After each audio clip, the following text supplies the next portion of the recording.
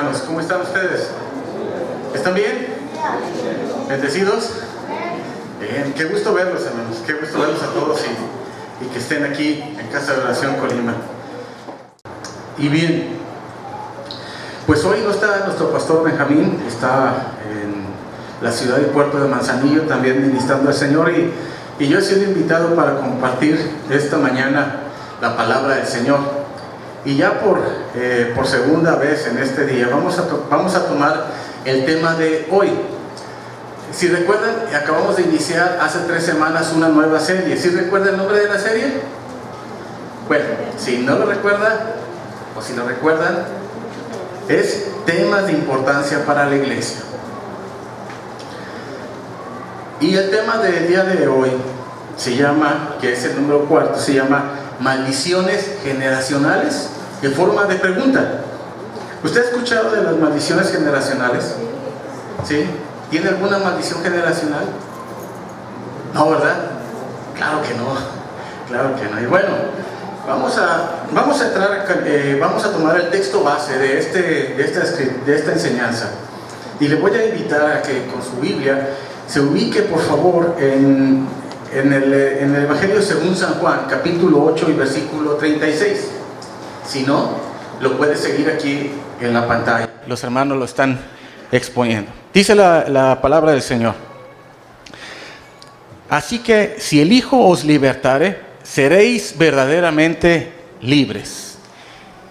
Y bueno, en sí mismo este versículo de la palabra del Señor tiene una cantidad inmensa de certidumbre y de promesa para los que hemos sido salvos por la sangre de Jesús.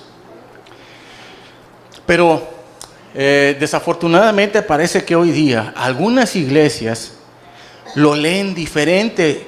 No sé qué se le haya movido en alguna traducción, o son los lentes, o no sé con qué óptica lo ven, y pareciera que hoy este versículo, que en su segunda parte dice seréis verdaderamente libres, parece que dijera que serán medianamente libres o parcialmente libres. Y esta condición pudiéramos decir, de insuficiencia en el sacrificio de Jesús, lo manifiestan o lo observan algunas iglesias hoy en día. Aquellos que acogen o que tienen una doctrina de las maldiciones generacionales, y cuya intención es enseñar que si bien recibimos a Cristo, nacimos de nuevo, pero hacen sentir como si eso no bastara para que la obra de redención fuera completa. Como que si los demonios ejercen aún cierto dominio y posesión y maldición en nosotros, afectando nuestra vida. Y dice nuevamente este versículo: así que si el Hijo os libertare, seréis verdaderamente libres. Y la pregunta surge: ¿libres de qué? Podremos responder anticipadamente: libres de pecado y de toda maldición. ¿Usted lo cree así? Amén. Bien. Esta doctrina de las maldiciones generacionales es relativamente nueva, ¿sí? Y es tenida por los predicadores de la prosperidad y de la confesión positiva. ¿Los ha escuchado?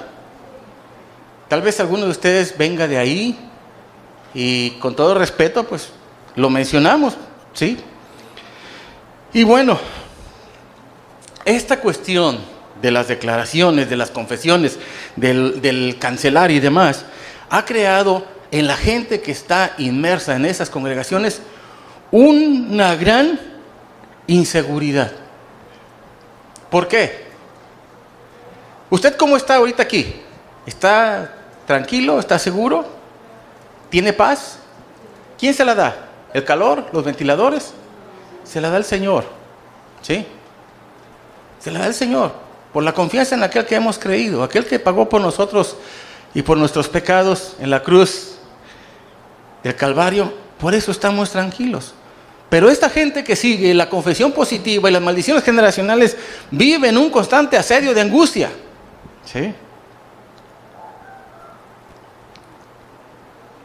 Y bueno, este tema está muy ligado y puede decirse secuencial al tema que vimos la semana pasada, que se llamó cristianos endemoniados. Ni siquiera con el tema despertaron algunos, pero bueno. Es complicado este tema, pero es esta secuencia de las maldiciones generacionales sobre este tema de la semana pasada. Y si bien está sustentado así con las uñas y con palitos este tema, tiene dos pasajes que son en sí paralelos para sustentar esta enseñanza de la MG o maldición generacional. ¿Cuáles son?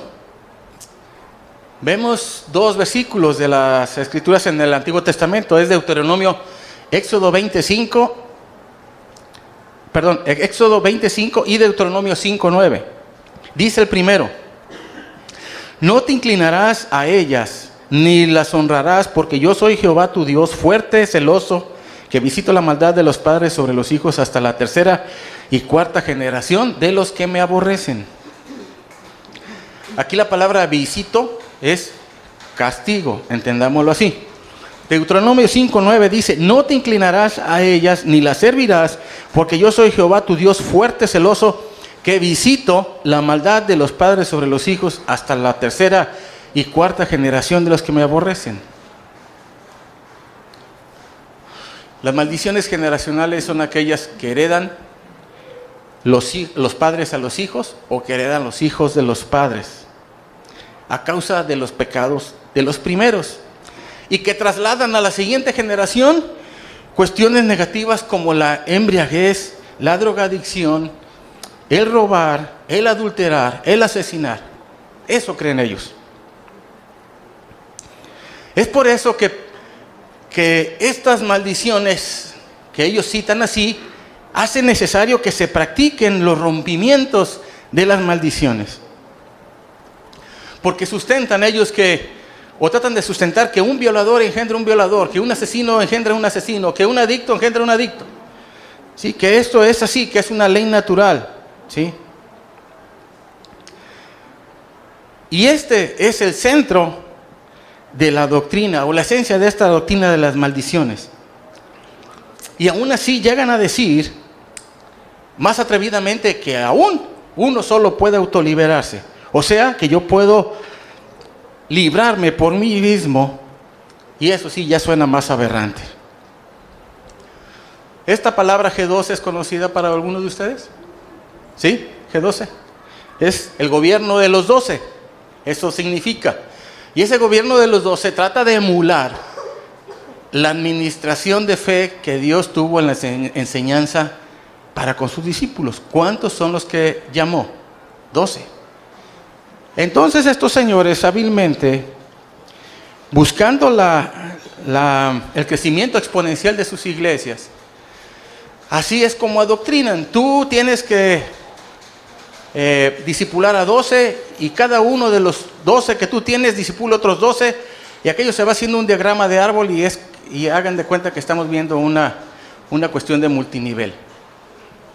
Yo las cuestiones de multinivel las vi, empecé a tener contacto con ellas por ahí de principios de los años 90, y creo que todavía siguen. Entonces es una parte un poquito parecida a lo que ellos tratan de administrar. Esta G12 es de los máximos promulgadores de esta doctrina de las maldiciones generacionales, y ellos realizan encuentros. ¿Quién ha ido a un encuentro? Ay, Dios. De otros encuentros, sí. Bueno. Se dice que los encuentros de estas personas, no sé dónde usted fue, se dan esta clase de rompimientos, ¿sí? Que hay que escribir los pecados, que quién pecó primero, si tu papá, tu abuelo, tu tío, y todo lo hacen, lo queman, y hacen celebraciones a veces demasiado aberrantes. Yo espero que la coincidencia con el lugar donde tú fuiste sea solamente el nombre, y la práctica sea otra, ¿sí? Pero a final de cuentas, la búsqueda es generarle una ayuda al sacrificio de Jesús, ¿sí? Debemos notar que estos rompimientos de maldiciones, ¿sí?, no se encuentran en la iglesia, en los relatos de la iglesia primitiva, ni en los relatos de la historia de estos 20 siglos de cristianismo. No lo hay. No hay este vestigio de rompimientos de maldiciones. Pero ahora sí, no de oídas, sino de lo que yo he visto, indagando un poquito de este tema en el internet, pues sí, escuché algunas prédicas, sí, de hombres y de mujeres, y la verdad es de que es una situación, digo, para mí extraña, pero también desafortunada, como llevan a las personas. La verdad, porque yo estoy plenamente convencido de la obra que Cristo hizo en mi vida y que hizo también en la tuya. Y sé que también en sí misma la obra de Cristo es perfecta. Pero es un rollo mareador que le pegan a las gentes que están ahí escuchando, que los llevan sin darles oportunidad de razonar, hablándoles de corrido, prácticamente a voz alta, si no es que gritándoles, llevándolos a un estado de excitación tal que la persona no tiene oportunidad de reaccionar y cree. Es difícil, pero es cierto. Y bueno, estas situaciones que yo vi y que están disponibles en el internet, pues más que rompimientos, parecen conjuros y hechicería. Y si algo no tiene sustento bíblico, no tiene que ser aceptado. Hasta ahorita estamos parados en estos dos versículos, en Éxodo 25 y Deuteronomio 5:9. Y vamos a ver qué tanto sustento tiene lo que de ahí se elabora como una doctrina. Sabemos que gran parte de las desviaciones doctrinales provienen de dónde, o son resultados de qué. Son resultado de una interpretación incorrecta de la palabra de Dios, ¿sí? Mal escudriñamiento de las Escrituras o una superficial investigación de lo que la palabra de Dios enseña, de tal manera que podemos llegar a aberraciones tremendas, completamente heréticas. Haciendo paréntesis, yo creo que la mayoría conoce este término, esta palabra hermenéutica. ¿Hay alguien que la haya escuchado? ¿Hermenéutica? Bueno, muchos. La hermenéutica es en sí un arte o una teoría de interpretar los textos. No es de aplicación exclusiva para los textos bíblicos, por lo que si lo aplicamos a los textos bíblicos sería la hermenéutica bíblica, es el arte de interpretar correctamente los textos de las Sagradas Escrituras. Y como tal, como tratado, como estudio, tiene reglas básicas. Y tiene una regla general, la cual dice que no podemos enseñar una doctrina basándonos en un solo versículo. Tenemos que revisar todo su contexto general de las Sagradas Escrituras. Resultando que cuando se aíslan o se separan versículos, sacándolos de su contexto inmediato o del contexto general de la Biblia, pueden ser mal interpretados y como consecuencia establecer doctrinas equivocadas. Ejemplos de mal escudriñamiento de las Escrituras. Puede ser, y espero que sea esto de manera chusca solamente, de cómo alguien a veces llega osadamente a su casa y abre las Escrituras y las abre como si fuera un acordeón, y donde caiga ahí voy a leer, ahí voy a estudiar, ¿sí? Y de alguna manera impropia podemos hacer uso de esta facultad de elegir, y lo hacemos así. Y de repente, cuando abrimos las Escrituras, caemos y nos posicionamos en San Mateo 27:5, que en versión Palabra de Dios para Todos dice: entonces Judas tiró las monedas de plata en el templo, salió de allí y se ahorcó. Y me quedo pensando, bueno, voy a seguir leyendo y me voy otra vez y cierro la Biblia y la vuelvo a abrir. Dirá, yo no estudio así, qué bueno que no lo hagas. Pero la siguiente que ves que la abrimos, instantes después, nos posicionamos en San Lucas 10:37, donde dice, y Jesús le dijo, ve y haz lo mismo. Entonces, si anteriormente vemos que Judas se ahorcó y luego leemos que Jesús dice, ve y haz lo mismo, pues sí, como que, oye, pues está complicado, ¿no? ¿Cómo voy a seguir yo esta enseñanza? Entonces, ¿por qué estudiamos así? ¿Por qué estudiamos aleatoriamente y solamente sacando versículos? Tenemos que leer los textos y los contextos. Eso es obvio y es claro. No se ocupa haber pasado 16 años en la escuela. Por simple orden natural, es la manera como tenemos que estudiar. Y hay una tercera regla de interpretación que quiero destacar también de la hermenéutica que dice, debemos tomar las frases o las palabras en su contexto, es decir, analizando los versículos anteriores y posteriores. Veamos un ejemplo de esta necesidad. En el libro de los Proverbios 6, versículos 2, capítulo 6, versículo 2, dice así en la versión Reina Valera 60, te has enlazado con las palabras de tu boca y has quedado preso de los dichos de tus labios. Ese es un versículo muy, muy atractivo para aquellos que declaran positivamente y que dicen que cuidado con lo que dices porque quedas enlazado a los dichos de tu boca. Sí, te piden que no lo digas, que cuides bien lo que vas a decir. Si estos que practican esta enseñanza, ¿sí? Tú les dices, en base a esto, ¿sabes qué? Está pasando una situación difícil por mi cuadra. Ya van varias casas que están robando. Y sabes que yo creo que me van a robar a mí. Ya no tardan en caer en mi casa y van a decir, no, cuidado, cancélalo. No digas, no confieses. Porque si tú lo dices te van a llegar y no tardan en caer en tu casa. Conforme a esta doctrina yo tendría que decir de manera diferente y abordar de manera diferente mi dicho. Yo tendría que decir, no me robarán, no me robarán, no me robarán y no me robarán. Y con eso, más seguro que pagarle al de la moto que me vigila la casa. ¿Sí? Pero ¿tiene contexto este versículo 2 del capítulo 6? Sí lo tiene. Veamos qué dice. Vamos a leerlo en dos versiones. Reina Valera 60 y Palabra de Dios para todos. Y nos ubicamos un versículo antes. En el versículo 1 dice, hijo mío, si salieres fiador por tu amigo, si has empeñado tu palabra a un extraño. La siguiente versión dice, hijo mío, si te has hecho fiador de tu amigo o te has hecho responsable de la deuda de un extraño, entonces ahora viene el versículo 2 y dice, te has enlazado con las palabras de tu boca y has quedado preso en los dichos de tus labios. ¿A qué se está refiriendo? ¿A la declaración positiva? ¿A qué? A convertirte en fiador de otra persona. ¿Sí? En la práctica que ellos tenían, tú podías comprometerte como lo que hoy conocemos en la figura de un deudor solidario, cuando adquieres un compromiso económico con alguien, y alguien decía, sí, si esta persona no te cumple, yo te pago.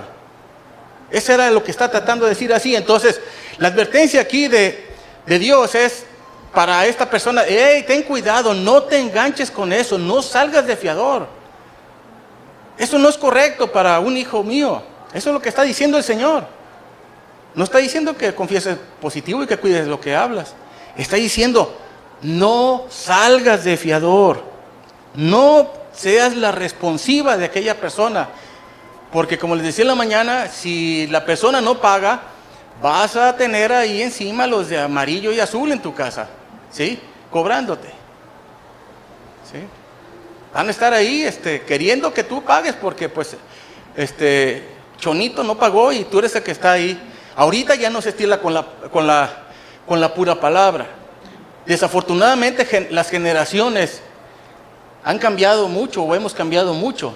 En el tiempo de mis abuelos y de tus abuelos muy probablemente, todo trato se cerraba con un apretón de manos y era suficiente para que el hombre fuera hombre y cumpliera.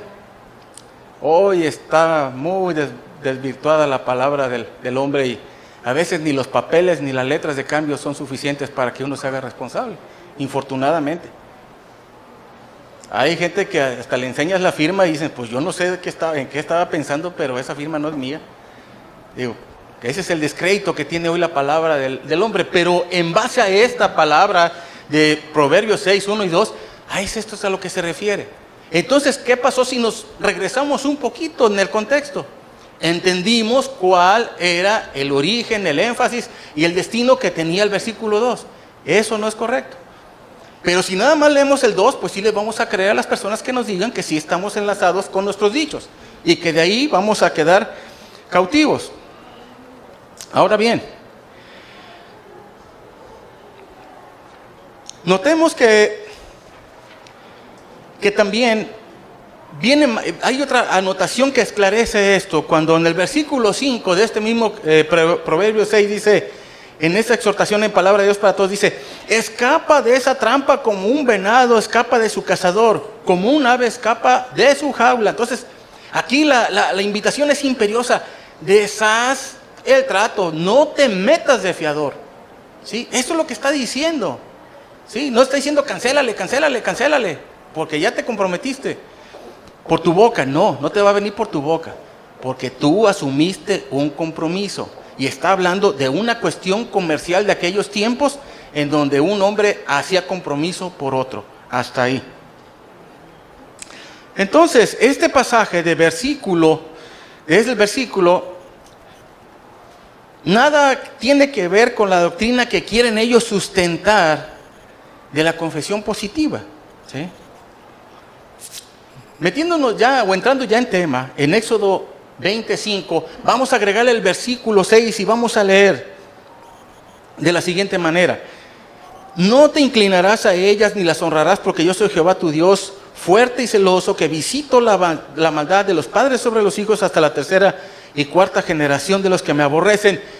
Y agrega, y hago misericordia a millares de los que aman y guardan mis mandamientos. Entonces, estos versículos vistos nada más sin su contexto anterior y posterior, ¿qué nos indican? Que los hijos pagarán por los pecados de sus padres y que también serán bendecidos por las bendiciones de sus ancestros. Así, eso es lo que quiere decir estos versículos. Para poder entender y ver si realmente las maldiciones generacionales existen, haremos algunas observaciones. ¿Sí? Primero, en base a estos versículos, vamos a ser un poquito analíticos. Primero, las maldiciones son sobre los que odian o aborrecen a Dios. ¿Sí queda claro lo que lo dice ahí? Sí lo dice, si no voltea a ver tu escritura, la Biblia que tú tienes ahí, y dice, a los que aborrecen. Las maldiciones vienen para los que aborrecen. Pregunto, ¿alguien de aquí tiene la osadía de odiar a Dios? Pues no, es obvio. Todos amamos al Señor. Entonces, tú le vas a creer si alguien te dice, si saliendo de aquí te robaron la batería de tu carro. No quiero decir que, para no ser tan drástico, te quitaron la batería de tu carro o las polveras, te quitaron la llanta de refacción. Si alguien te dice, es que a tu papá le robaron el carro, sí. ¿Tu abuelo? No, pues salió de la agencia. Maldición generacional. ¿Le vas a creer? Pues no. Porque nosotros no aborrecemos al Señor. Luego veremos de qué se trata. Ahora, otro punto. El castigo, que entendemos que es cuando se refiere a visita. El castigo es para los que lo aborrecen. Y ellos dicen, los de la maldición generacional, argumentan que si mi padre, abuelo o bisabuelo pudieron haber odiado, haber hecho algo abominable delante de Dios, por tanto eso es aborrecerlo, y ellos acarrearon maldición aún para mí, que soy la cuarta generación. Si por ejemplo, para mí llega una cierta tentación o prueba, y le pregunto a un hermano de estos de los que liberan, ¿sí?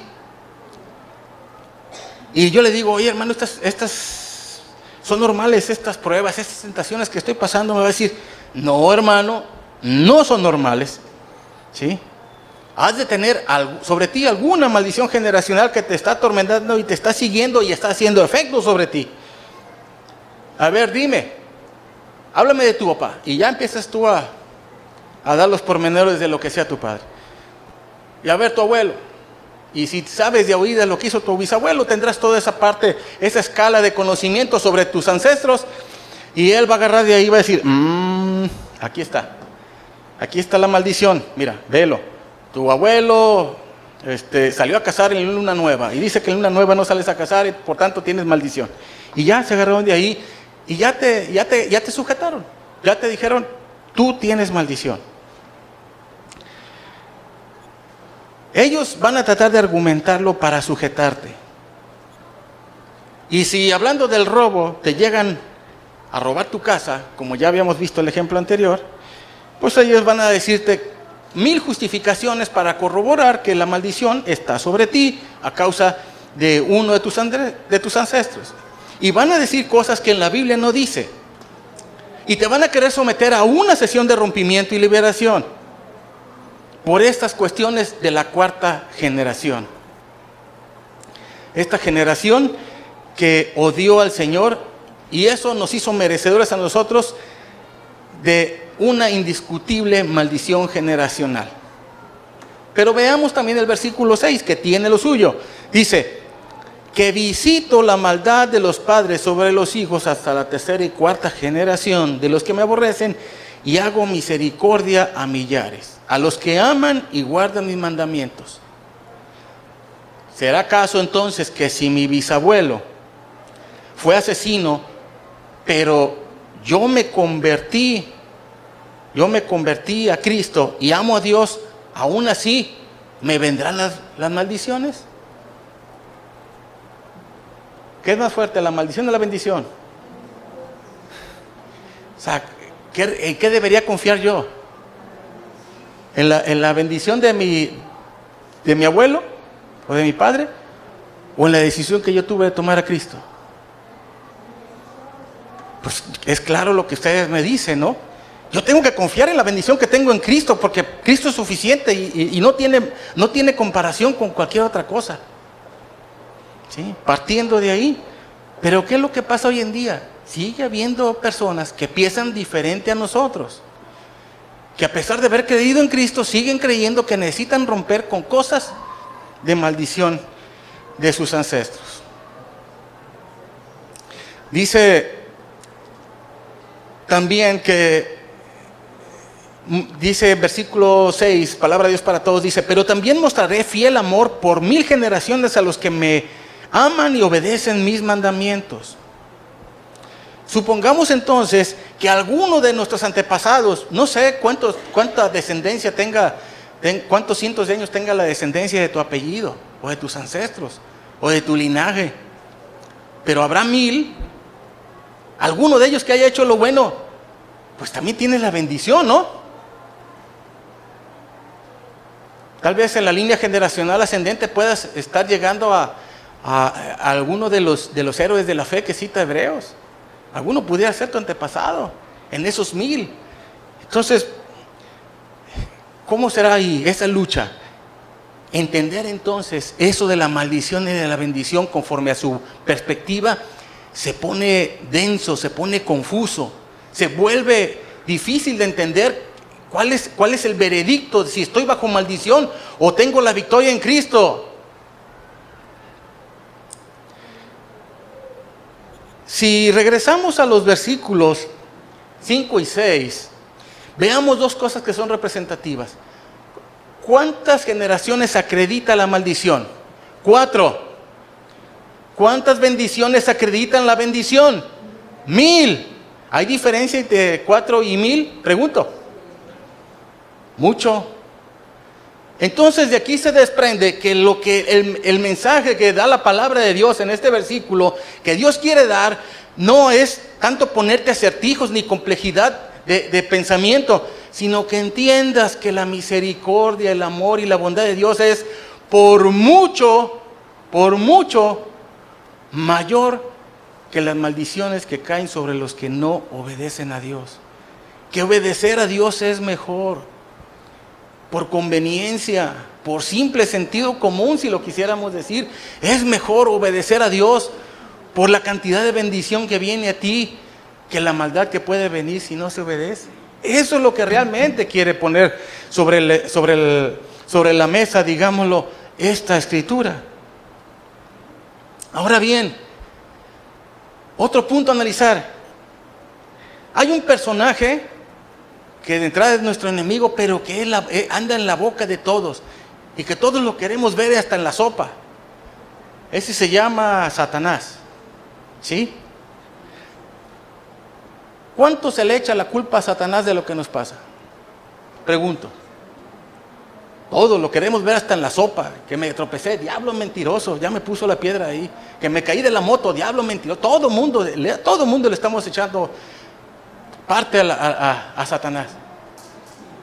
Y Satanás cuando está en la puerta afuera de las casas dice, ¿y ahora de qué me vas a culpar?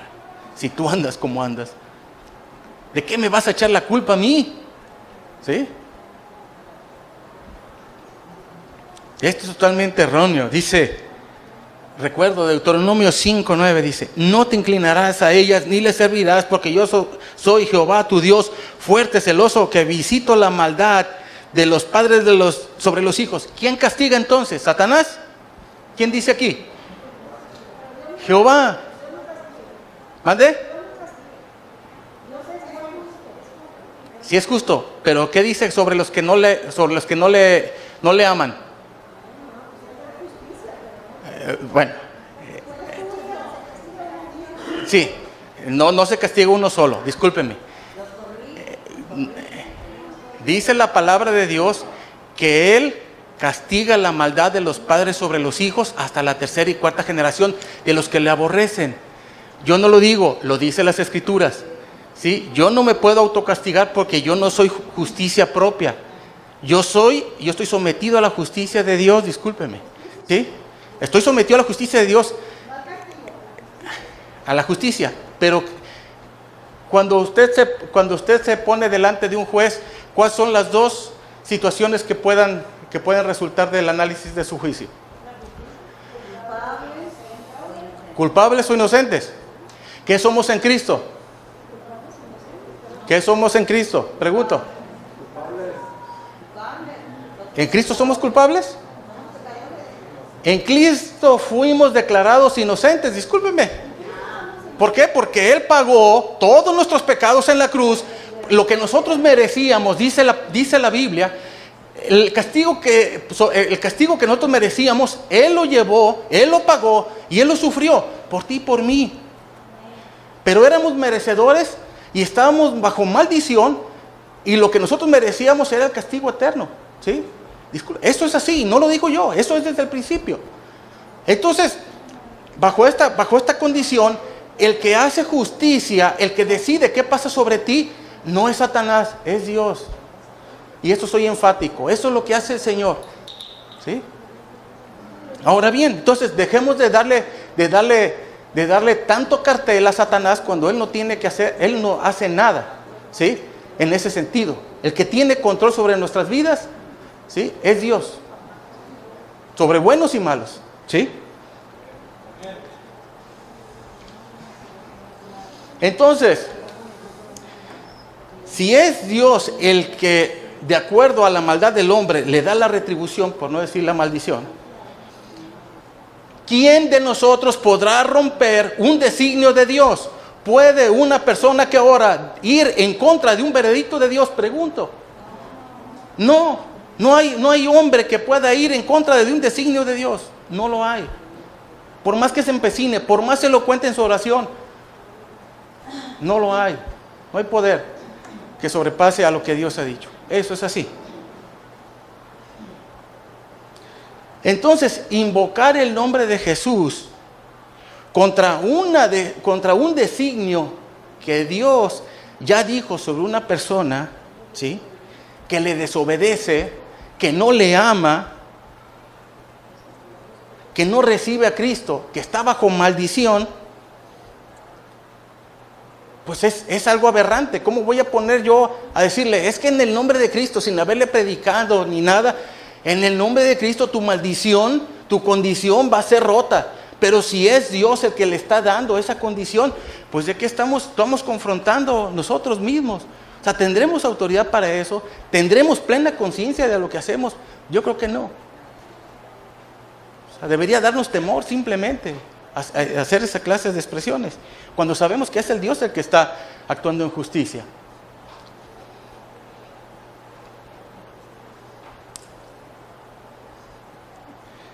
Dios, en cuanto alguien se convierte la ira que estaba sobre esta persona, la convierte ¿en qué? En bendición, ¿sí? La maldición es quitada de sobre nosotros. ¿Sí o no? ¿Lo creemos así, hermanos? Sí. Esto fue lo que pasó con nosotros. Nosotros antes estábamos enemistados con el Señor por la vida de pecado que llevábamos. Eso yo creo que todos lo sabemos. Pero hoy estamos amistados con Dios por la sangre de Cristo Jesús. Y esa es una verdad universal que tiene que ser creída por todos. Imaginémonos entonces que recibimos a Cristo y las maldiciones generacionales siguen ahí. ¿Eso significará que las maldiciones son más poderosas que el acto sublime de amor de Cristo en la cruz? Cristo nos redimió de la maldición de la ley. Romanos 8:2 dice: porque la ley del Espíritu de vida en Cristo Jesús me ha librado de la ley del pecado y de la muerte. Creámosla, hermano. Hay contradicciones entre las maldiciones generacionales con el contexto general de la Biblia. El contexto general contradice que los hijos son los destinatarios para recibir el castigo de los padres y que en automático tampoco pueden recibir las bendiciones de otras 1000 generaciones. Si esto funcionara así, de las maldiciones generacionales como ellos dicen, ¿qué pasó con Samuel? ¿Recuerda usted a Samuel? ¿Ha leído algo sobre Samuel? Lo voy a invitar a que vayamos a primer libro de Samuel, capítulo 2 y versículo 3. Veamos aquí esta defensa que hace Samuel en relación con su persona y su ejercicio ministerial. Dice: aquí estoy, atestiguad contra mí delante de Jehová y delante de su ungido, si he tomado el buey de alguno, si he tomado el asno de alguno, si he calumniado a alguien, si he agraviado a alguno, o si de alguien he tomado cohecho para cegar mis ojos con él, y os lo restituiré. Analizando esto, ¿qué podemos decir? ¿Cómo era Samuel? ¿Era un hombre malo? No. Era un hombre de Dios, íntegro. Amaba a Dios con todo su corazón. Dice también 1 Samuel 12:4, dice: entonces dijeron: nunca nos has calumniado ni agraviado, ni has tomado algo de mano de ningún hombre. Entonces, bajo esta condición de un hombre recto delante de Dios y la creencia de las maldiciones generacionales, ¿cuál tendría que hacer? ¿Qué tendría que pasar con la descendencia de Samuel? Tendría que haber una cascada de bendiciones en todas sus generaciones, ¿sí? Conforme a lo dicho o a lo interpretado en el versículo 6 del Éxodo que estamos leyendo. Pero leamos. Primer libro de Samuel 8, del 1 al 3. Dice: aconteció que habiendo Samuel envejecido, puso a sus hijos por jueces sobre Israel. Y el nombre de su hijo primogénito fue Joel, y el nombre del segundo Abías. Y eran jueces en Berseba. Pero no anduvieron los hijos por los caminos de su padre, antes se volvieron tras la avaricia, dejándose sobornar y pervirtiendo el derecho. ¿Qué pasó aquí? En el primer cambio generacional, las cosas cambiaron. No se dio la bendición generacional. Quedó truncada.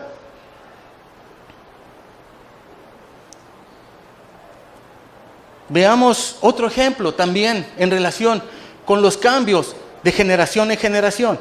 Vayamos al segundo libro de los Reyes, capítulo 18 y versículos del 3 al 7. Y veamos al rey Ezequías. Esto se habla de Ezequías. Dice, hizo lo recto ante los ojos de Jehová conforme a todas las cosas que había hecho David su padre.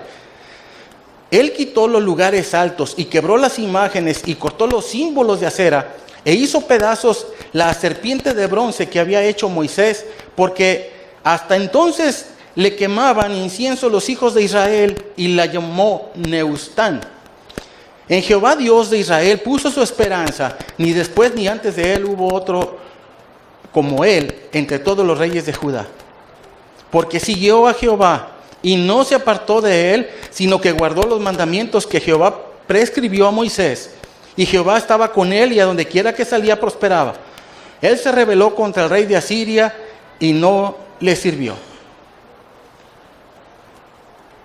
Este es Ezequías.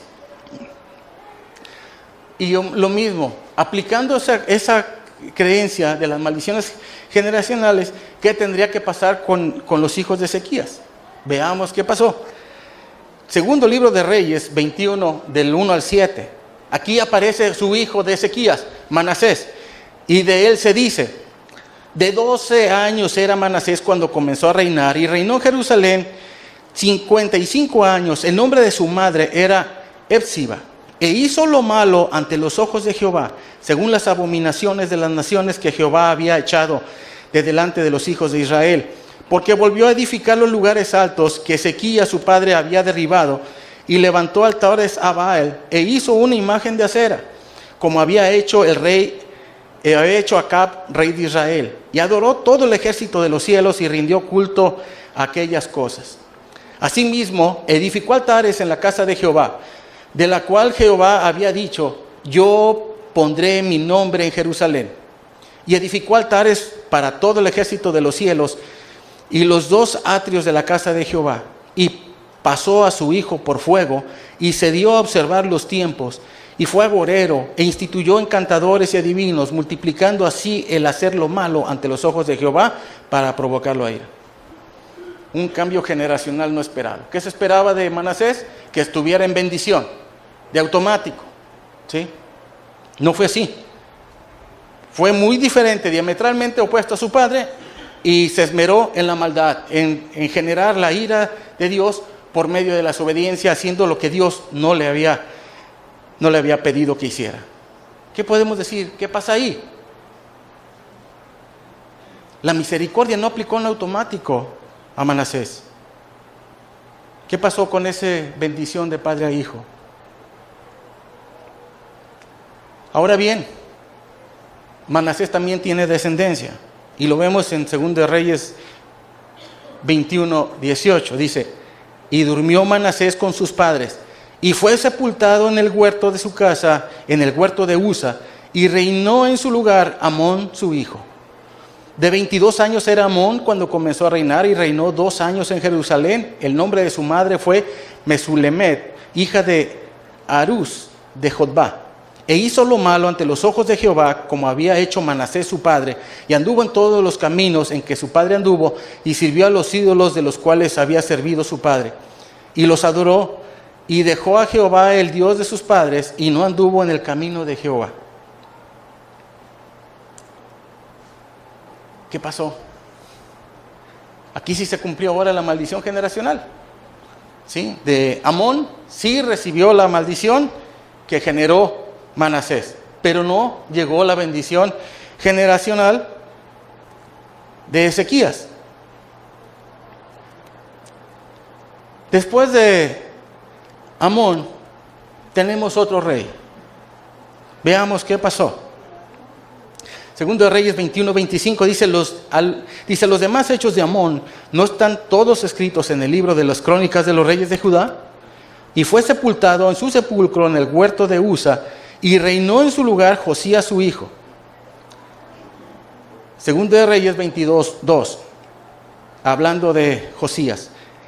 Él hizo lo recto ante los ojos de Jehová, y anduvo en todo el camino de David su padre, sin apartarse a derecha ni a izquierda. Segunda de Reyes 23, 25. Y habla de Josías. No hubo otro rey antes de él que se convirtiese a Jehová de todo su corazón, de toda su alma y de todas sus fuerzas, conforme a toda la ley de Moisés, ni después nació otro igual. Qué bien habla el Señor de Josías, ¿sí? Y de Josías, si usted ve en el capítulo 22 y 23, va a ver todas esas grandes cosas que este hombre hizo, de restaurar toda la adoración que delante de Jehová que tenía que hacer su pueblo. Eso implicó cosas que para muchos humanistas puede ser difícil de aceptar, como el hecho de que a todos los sacerdotes que ofrecían sacrificio a los Baales, los exterminó, ¿sí? Mató a agoreros, a adivinos, a hechiceros. Toda esa gente se fue, no solamente la sacó, la exterminó. Y no fue por una cápsula de locura, fue porque así se lo indicó el Señor. Porque así es el celo de Dios para los que le aborrecen y hacen lo contrario. Tumbó todas las imágenes y restauró la adoración legítima al que merece la adoración, que es Jehová de los ejércitos. Eso hizo. Fue obediente. Entonces a él no le aplicó la maldición generacional, ni obró a bien porque le llegó de rebote la bendición de las 1000 generaciones. ¿Sí? Es muy impactante todo lo que hizo el rey Josías en amor a Jehová. Sabemos entonces que sí, Josías debió haber sido maldito por las herencias. ¿Sí? Una pregunta, ¿cuándo cambió todo? Cuando Josías convierte su corazón y reconoce y tiene el celo por todo lo malo que había, cuando él toma posesión. Cuando él asume el mandato de gobernar, él decide en su corazón si seguir a sus padres y a su abuelo o hacer lo correcto delante de Dios. Y dirá, bueno, pues ¿cómo es lo correcto? Lo que estaba dicho, dice la palabra de Dios, ¿a quién? A Moisés. No había desconocimiento de lo que había que hacer. Había pleno conocimiento, pero tal vez había mucha desobediencia de los que hicieron lo incorrecto delante de Dios. Y él se dio la tarea de corregirlo. Él convirtió su corazón. Él estuvo expuesto bajo una influencia muy fuerte de 2 generaciones a hacer lo malo. Y no lo siguió porque tuvo temor para hacer lo bueno. Convirtió su corazón.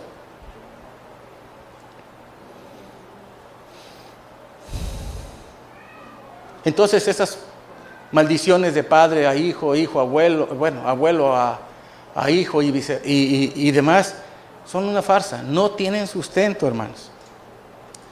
Veamos lo que dice Jesús al respecto. San Juan 9:1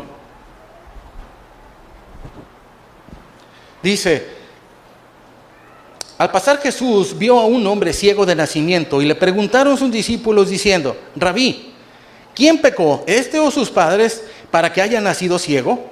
Respondió Jesús: no es que pecó este ni sus padres, sino para que las obras de Dios se manifiesten en él. Aquí vemos que los discípulos tenían dudas, o sea, realmente ¿qué es lo que pasó? ¿Por qué este hombre no ve?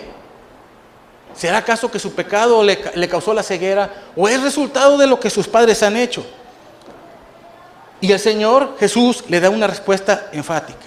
Hay un propósito de parte de Dios, ¿sí? Para que las obras de Dios sean manifestadas en esta condición.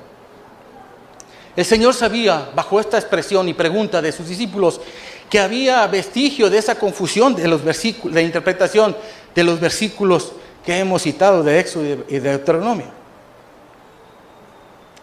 A nosotros, cuando nos pasan cosas adversas en nuestra vida, no debemos de preguntar ¿qué hice?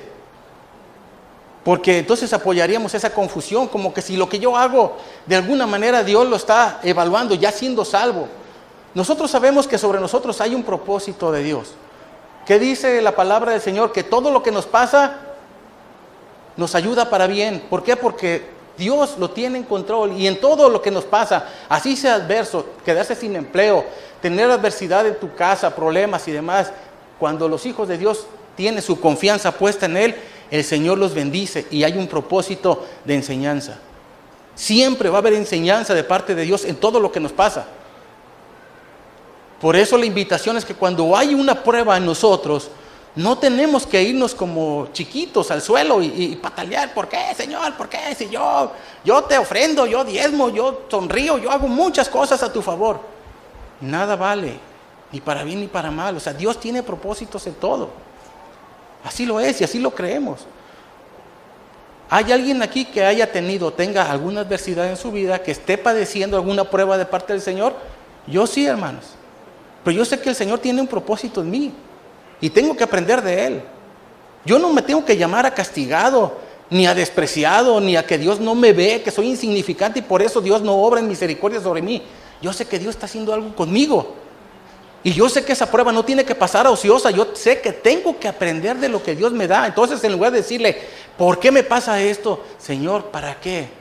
¿De qué me va a servir? Ayúdame a identificar lo que tú quieres que yo aprenda de la adversidad. Y aquí estoy en tus manos. Por eso es muy hermoso cuando ustedes dicen, es que Dios está en control. Sí, Dios está en control. Y así, Él nos lleva. Dice que Él nos toma de su diestra. Sí, y ahí vamos. Es su misericordia la que nos lleva. Si no nos suelta ahí al garete, o sea, Dios sigue teniendo control sobre nosotros y nos lleva. Pero tenemos que ver qué es lo que quiere Dios para nosotros. ¿O será que los hijos de Dios no son disciplinados? Veamos qué pasó con Jonás. ¿Fue disciplinado? ¿Qué pasó con José? ¿Fue disciplinado? También. Dios lo permitió, todas las cosas que ellos vivieron, porque tenía propósitos para su vida y para las vidas de otros por medio de ellos, ¿sí? Entonces nosotros tendremos que estar ajenos a esas pruebas. No, nosotros no tenemos más méritos que ellos para ser diferentes. Yo no tengo más méritos, ni tú tampoco, más méritos que Pablo, que el apóstol Pedro, que Moisés, para tener una vida intocable, que no nos pase absolutamente nada en una burbuja. Todos tenemos padecimientos, pero todos los sufrimos y los tenemos por victoria en Cristo Jesús. Esto es así, esa es la vida, es la esencia, eso es lo que caminamos día a día. Pero bien, estamos en este mundo físico, bajo el cual estamos expuestos a todas, conforme a los que vimos la semana pasada en relación con el tema de los cristianos endemoniados. ¿Qué vimos que pasa con nosotros? Satanás, aunque le resistimos, está ahí tratando de meter pensamientos para que nosotros le demos entrada. Esa es la parte externa en el cristiano. Está ahí, pero nosotros no lo escuchamos a sus insinuaciones. ¿Qué pasa en la parte interior? ¿Qué pasa con esa inclinación que se llama concupiscencia? La tenemos controlada también por la fe en Cristo, por el poder que Él nos ha dado, que se llama ¿cómo? Dominio propio, ¿sí? No estamos ajenos, no estamos en una burbuja, estamos sujetos a esos ataques, pero tenemos victoria en Cristo, ¿sí? Ahora bien,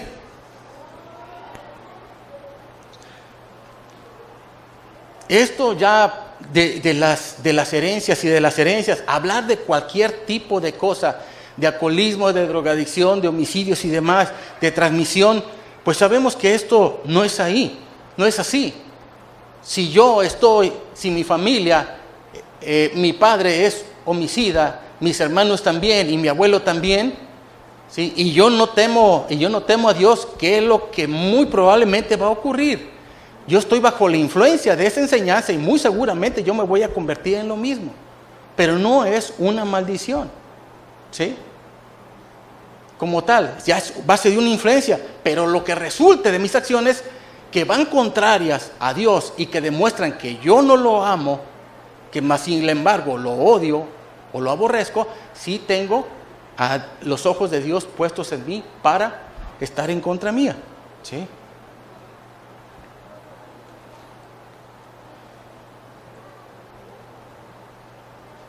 ¿Qué es lo que pasa, por decir, cuando alguien tiene una inclinación, por decir, a la bebida?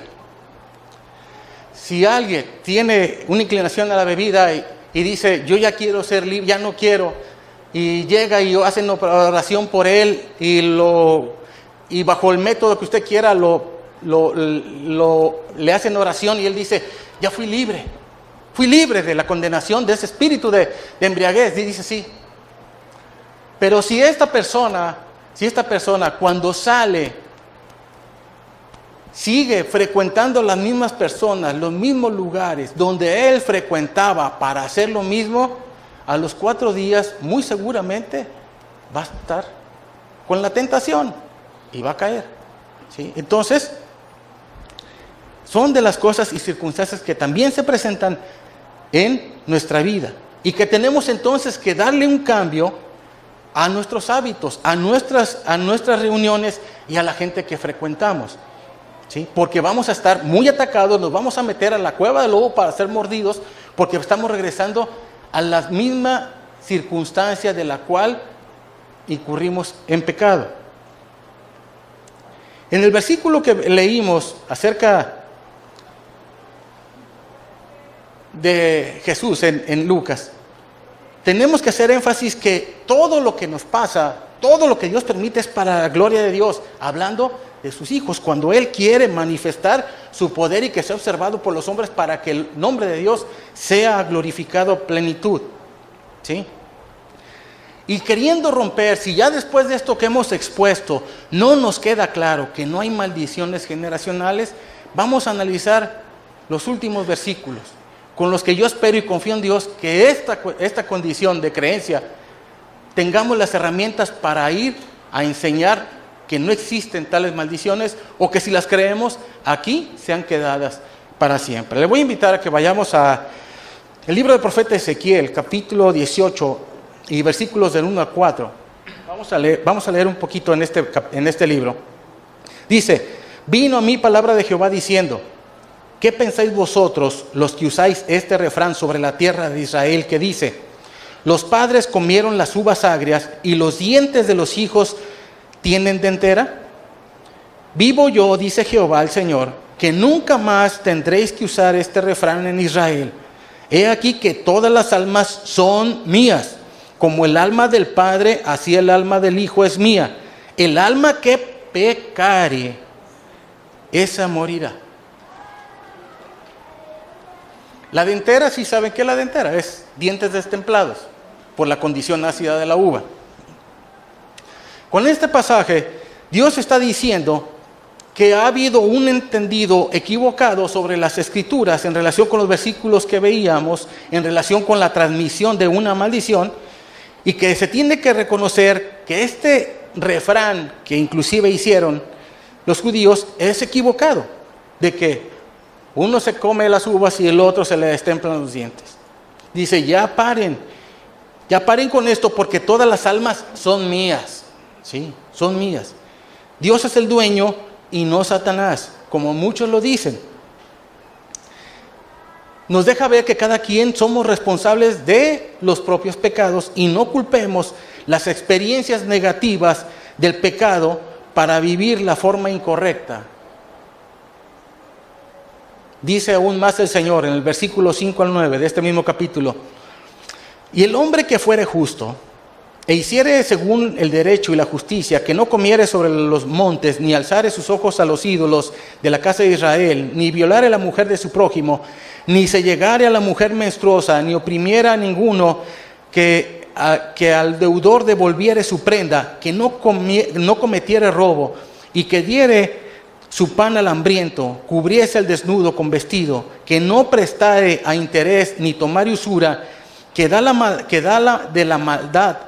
la maldad retrajere su mano, e hiciere juicio verdadero entre hombre y hombre, en mis ordenanzas caminare y guardare mis decretos para hacer rectamente, este es justo, este vivirá. ¿Quién lo dice? Jehová el Señor. Entonces, si aceptamos la salvación en Cristo, fuimos liberados de toda liga del pecado, fuimos justificados sin importar la condición de vida de mis generaciones pasadas, ¿sí? Ni cómo hayan vivido. Todo es anulado para conmigo, en una cuenta personal, no es una cuenta comunitaria, es una cuenta personal, y que es transformada y que es abonada en salvación cuando yo acepto a Cristo y su salvación. ¿Sí? Es necesario recordar que la vida de pecado que vivimos dejó entonces, cuando aceptamos a Cristo, tener influencia sobre nuestro espíritu, pero sí puede afectarnos en nuestro ámbito corporal. Esto es, si alguien fue o muy fumador o fue muy bebedor, por decir una condición muy habitual antes de conocer al Señor, ¿qué pasa con la persona que fuma mucho? Regularmente se enferma de los pulmones. Es casi un cuadro seguro. ¿Qué pasa con alguien que bebe mucho en cantidades industriales? Riñones, hígado, ¿sí? La cirrosis. Lo que muchos le llaman enfermedad o adicción, ¿cómo se llama delante de Dios? Bien, pecado. Dios nos ha dado a Jesús y Él nos ha librado del pecado, para que nuestros pecados sean perdonados, fuera el que fuera, cuando aceptamos a Jesús. ¿Sí? Eso lo creemos. Pero ¿qué pasa con nuestro cuerpo? Puede ser que alguien vino a Jesús de beber como un cosaco, deja la bebida, se entrega al Señor, habiéndose arrepentido, y cambia su vida. Pero a los años empieza con manchas rojas, ¿sí? Y le detectan cirrosis. Va a decir, ay, es que me faltó romper la maldición de la cirrosis. No, ese es un resultado sobre ti, ¿sí? Que tiene un propósito también. Pregunto, ¿será Cristo capaz de también librarnos de esta enfermedad? Por supuesto que sí. Y dejarnos el hígado como nuevo. Dios tiene poder. Nuestro Dios que levantó a Jesús y le dio vida por el Espíritu Santo, que también por su gracia permitió que Lázaro volviera a la tumba, ¿no podrá hacer eso con hígado, riñones y demás? Pues es obvio. Pero no es implícito que así como fui perdonado del pecado, también voy a ser sanado de todo. Puede haber implicaciones de mi vida pasada en mi cuerpo, ¿sí? Y a final de cuentas, por dolorosas que sean, tendrán un propósito en mi vida de fe para con el Señor. Entonces, nosotros, entendiendo esto, tenemos que dar gracias a Dios porque fuimos librados de la mayor consecuencia sobre nosotros. ¿Cuál era la mayor consecuencia que teníamos para nosotros, hermanos? La muerte eterna, ¿sí? La condenación eterna, la condenación del infierno, ¿sí? No esas maldiciones que nos han querido enseñar. Pero viviendo, les repito, bajo este cuerpo estamos sujetos a las enfermedades y al resultado de nuestra vida pasada, del descuido que hayamos tenido sobre nuestro cuerpo. Sigamos leyendo en Ezequiel 18, ahora el versículo 10 al 17, dice, mas si engendrase hijo ladrón, derramador de sangre, o que haga alguna cosa de estas, y que no haga las otras, sino que comience sobre los montes, violare a la mujer de su prójimo, al pobre y menesteroso oprimiere, cometiere robos, no devolviere la prenda, o alzare sus ojos a los ídolos, e hiciere abominación, prestare a interés y tomare usura, ¿vivirá éste? No vivirá. Todas estas abominaciones hizo, de cierto morirá, su sangre será sobre él. Pero si éste engendrare hijo, o sea, el malo, si éste engendra un hijo, el cual viere todos los pecados que su padre hizo, y viéndolos no hiciere según ellos, no comiere sobre los montes, ni alzare sus ojos a los ídolos de la casa de Israel, la mujer de su prójimo no violare, ni oprimiese a nadie, la prenda no retuviese, ni cometiere robos, al hambriento diere su pan, y cubriese con vestido al desnudo, apartare de su mano del pobre, interés y usura no recibiere, guardare mis decretos y anduviese en mis ordenanzas, este no morirá por la maldad de su padre, y de cierto vivirá. ¿Claro? Aquí lo dice. ¿Hay alguna duda acerca de esto? Pero veamos otros 3 versículos para concluir. Gálatas 3:13, en 2 versiones. Dice, Cristo nos redimió de la maldición de la ley, hecho por nosotros maldición, porque escrito está, maldito todo aquel que es colgado en madero. Versión, lenguaje sencillo. Pero Cristo prefirió recibir por nosotros la maldición que cae sobre el que no obedece la ley. De ese modo nos salvó. Porque la Biblia dice, Dios maldecirá a cualquiera que muera colgado de un madero. Cristo llevó las consecuencias, llevó el castigo que nos pertenecía por el pecado que cometíamos. Y operó en nosotros esta transmisión cuando nosotros le recibimos como suficiente Salvador y como único Salvador para nuestras vidas. Es de gran bendición también este texto de Colosenses 2:14. Anulando el acta de los decretos que había contra nosotros, que nos era contraria, quitándola de en medio y clavándola en la cruz.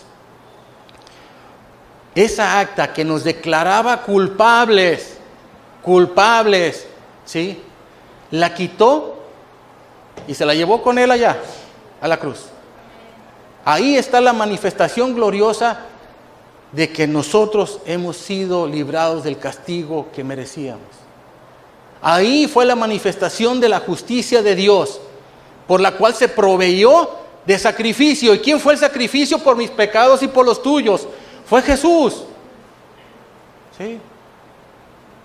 Ahí está, más que claro. ¿Será acaso suficiente? ¿Cuántas veces hay que clavar eso? Una vez y para siempre, dice mi hermana. Cristo canceló la deuda. Cristo canceló nuestra cuenta, quitándola y clavándola en la cruz. Entonces, ¿por qué hay que hacer más cancelaciones? En Cristo tenemos misericordia por toda la eternidad, ¿sí? Porque Él es inmenso en misericordia. Somos victoriosos en Cristo. Tú y yo no tenemos poder ni autoridad para romper nada. Ya fuimos rescatados por la sangre de Cristo. Ya fuimos rescatados de la maldición de la ley. No hay más necesidades. Porque para eso envió Dios a Cristo. San Lucas 4:18 dice, Cristo de sí mismo dice, el Espíritu del Señor está sobre mí, por cuanto me ha ungido para dar buenas nuevas a los pobres. Me ha enviado a sanar a los quebrantados de corazón, a pregonar libertad a los cautivos y vista a los ciegos, a poner en libertad a los oprimidos. Esos éramos nosotros, hermanos. Esos éramos. Cristo en la obra de la cruz hizo una obra completa. San Juan 8:32 dice ciertamente, y conoceréis la verdad y la verdad os hará libres.